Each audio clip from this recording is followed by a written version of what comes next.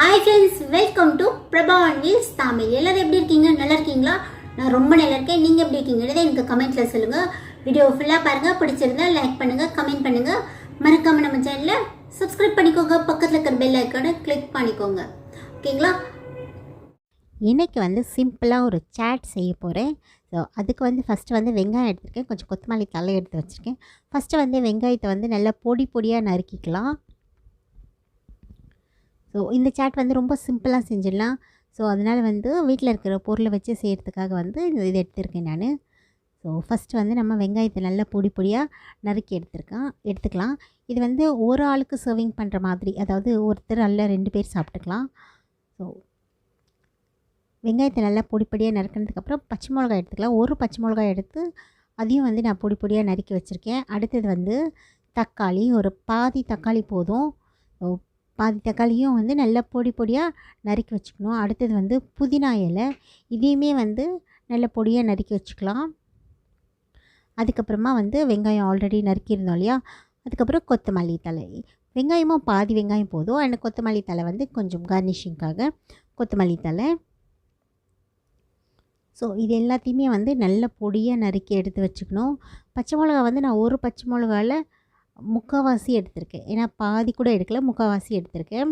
ஆனால் இது கொஞ்சம் காரமான பச்சை மிளகா தான். ஸோ அதனால் நான் முக்கால்வாசி போதும் அப்படின்னு நினச்சிட்டேன். உங்களுக்கு ரொம்ப காரமாக வேணும்னா நீங்கள் ஒரு மிளகா கூட போட்டுக்கலாம். ஸோ இது எல்லாமே நான் ஒருத்தர் சாப்பிடலாம். ஒருத்தருக்கு சாப்பிட்ட ஒரு ஃபில்லிங், அதாவது ஒருத்தர் சாப்பிட்டோம் அப்படின்னா ஃபுல்லாக நல்ல ஃபில்லிங்காக இருக்கும் இந்த சாட். 2 பேரும் ஷேர் பண்ணி சாப்பிடலாம். ஸோ மேக்ஸிமம் 1 or 2 பர்சன்ஸ்க்கு தான் இந்த குவான்டிட்டி எல்லாம் எடுத்திருக்கேன் நான். ஸோ கொஞ்சமாக இருந்தால் போதும், ரொம்ப ஈஸியாக இந்த சாட் செஞ்சிடலாம் நம்ம. ஸோ அடுத்தது இதுக்கு என்னென்ன வேணும் அப்படின்றதையும் நம்ம பார்த்துடலாம் இப்போது.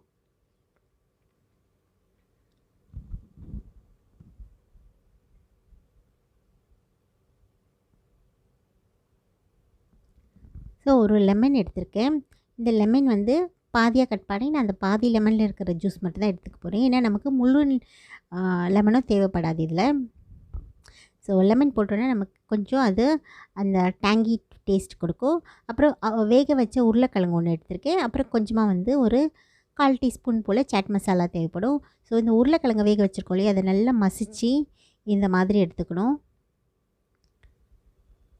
ஸோ இந்த மசித்த உருளைக்கிழங்குல நம்ம கட் பண்ணி வச்சுருக்கோம் இல்லையா, வெங்காயம், தக்காளி, அது எல்லாத்தையுமே இதில் சேர்த்துடலாம். ஸோ இந்த பொடியாக நறுக்கின வெங்காயம், கொத்தமல்லி, இது எல்லாத்தையுமே நல்ல பொடியாக நறுக்கிக்கோங்க. அப்போ தான் இந்த சாட் ரொம்ப டேஸ்ட்டாக இருக்கும். அதுக்கப்புறம் தக்காளி,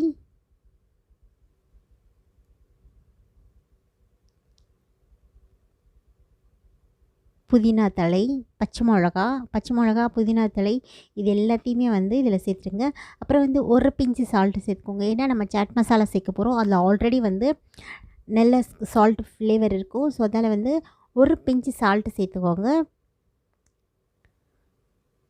கூடவே 1 டேபிள் ஸ்பூன் ஆலிவ் ஆயில் சேர்த்துக்கோங்க. ஆலிவ் ஆயில் இருந்துச்சுன்னா சேர்த்துக்கோங்க, இல்லைன்னா ப்ராப்ளம் இல்லை. ஏன்னா நமக்கு ஒரு க்ளாஸி ஃபினிஷ் கொடுக்கும் அது. அண்ட் ஆலிவ் ஆயில் உடம்புக்கு ரொம்ப ஹெல்த்தி இல்லையா. So 1 table spoon olive oil சேர்த்துக்கோங்க.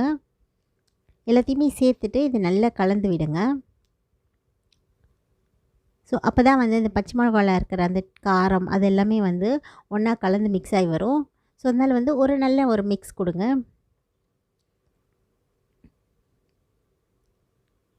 ஸோ இந்த மாதிரி நல்லா மிக்ஸ் பண்ணி எடுத்துடலாம் நம்ம. ஸோ பார்க்கறதுக்கே எவ்வளோ கலர்ஃபுல்லாக ஆகிடுச்சு இல்லையா.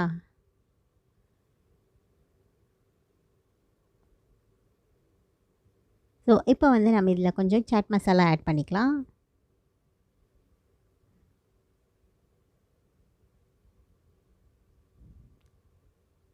சாட் மசாலா ஒரு 1/4 ஸ்பூன் போதும். ஏன்னா ரொம்ப போட்டிங்கன்னா அது சாப்பிட முடியாது. கொஞ்சம் 1/4 ஸ்பூன் போட்டுக்கோங்க. ஸோ நம்ம ஆஃப் தான் எடுத்தோம். பட் பார்த்திங்கன்னா எவ்வளோ வந்திருக்கு இல்லையா நம்மளுடைய மிக்சர். ஸோ இதை நல்லா கலந்து விட்டுட்டு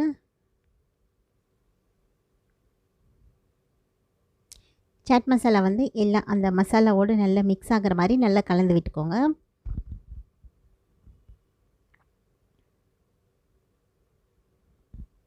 பாருங்கள் நம்ம மசாலா வந்து இப்போ நல்லா ரெடி ஆகிடுச்சு.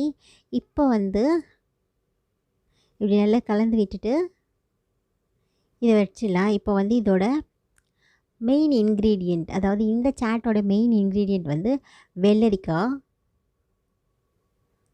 ஸோ ஒரு முழு வெள்ளரிக்காய் எடுத்து இதில் ஆஃப் எடுத்துக்க போகிறேன் நான். சிங்கிள் சர்விங்க்கு ஆஃப் போதும். ஸோ இந்த 2 எட்ஜஸுமே வந்து கட் பண்ணிக்கலாம். கட் பண்ணிவிட்டு சென்டராக வந்து ஒரு போட் ஷேப்பில் இதை நம்ம கட் பண்ணிக்கலாம். ஏன்னா வெள்ளரிக்காய் பார்த்திங்கன்னா எப்போவுமே வந்து ஒரு வளைஞ்ச மாதிரி தான் கிடைக்கும் நமக்கு. ஸோ அதை இந்த மாதிரி நீல வாக்கில் வெட்டும்போது வந்து நமக்கு ஒரு போட் ஷேப் கிடைக்கும். ஸோ அது வந்து நம்ம ஒரு போட் ஷேப் கட் பண்ணி எடுத்துக்கலாம். ஸோ இதை வந்து நல்ல உப்பு தண்ணியில் போட்டு நல்லா கழுவி எடுத்துடுங்க. ஏன்னா நம்ம வந்து இதை பச்சையாக தான் சர்வ் பண்ண போகிறோம். ஸோ அதனால வந்து காய்கறிகளுக்கு வந்து நல்லா க்ளீன் பண்ணிக்கணும். அதே மாதிரி எல்லா வெஜிடபிள்ஸுமே அதே மாதிரி க்ளீன் பண்ணி எடுத்துக்கோங்க. நான் சொன்னேன் இல்லையா, புதினா, கொத்தமல்லி இது எல்லாத்தையுமே அதே மாதிரி வந்து நல்லா உப்பு தண்ணியில் போட்டு ஒரு 10 நிமிஷம் நல்லா ஊற வச்சுடுங்க. அதுக்கப்புறம் கழுவி எடுத்து யூஸ் பண்ணுங்கள். எப்போவுமே இந்த மாதிரி சாலட்ஸ்லாம் பண்ணும்போது வந்து அது ரொம்ப நல்லாயிருக்கும். ஸோ இப்போ சென்டரில் இருக்கிற இந்த விதை இருக்கு இல்லையா, இதை நம்ம வந்து கட் பண்ணி எடுத்துடலாம். ஏன்னா இந்த விதை வந்து நமக்கு தேவையில்லை. ஸோ அதனால் வந்து இந்த விதையை எடுத்துகிட்டு நீங்கள் வந்து ஒரு ஸ்பூன் வச்சு கூட ஸ்கூப் பண்ணி எடுத்துடலாம்.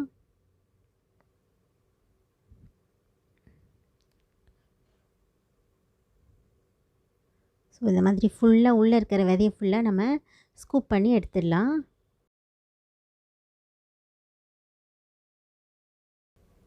ஸோ இப்போ வந்து நம்மளோட டிஷ்ஷை வந்து நம்ம மிக்ஸ் பண்ணி வச்சுருக்கோம் இல்லையா, அந்த மிக்சர் எடுத்து அதில் வந்து ஒரு ஸ்பூன் லெமன் ஜூஸ் ஆட் பண்ணி மிக்ஸ் பண்ணிடலாம். பாருங்கள் எக்ஸாக்டாக வந்து ஒரு ஸ்பூன் தான் இருக்குது லெமன் ஜூஸ். ஸோ அதை ஆட் பண்ணி மிக்ஸ் பண்ணிக்கிறேன் நான். ஸோ இதை நல்லா மிக்ஸ் பண்ணிவிட்டு இப்போ நம்ம கட் பண்ணி வச்சுருக்கோம் இல்லையா அந்த வெள்ளரிக்காய் போட், அந்த போட்குள்ளே வந்து இதை நம்ம சர்வ் பண்ணலாம்.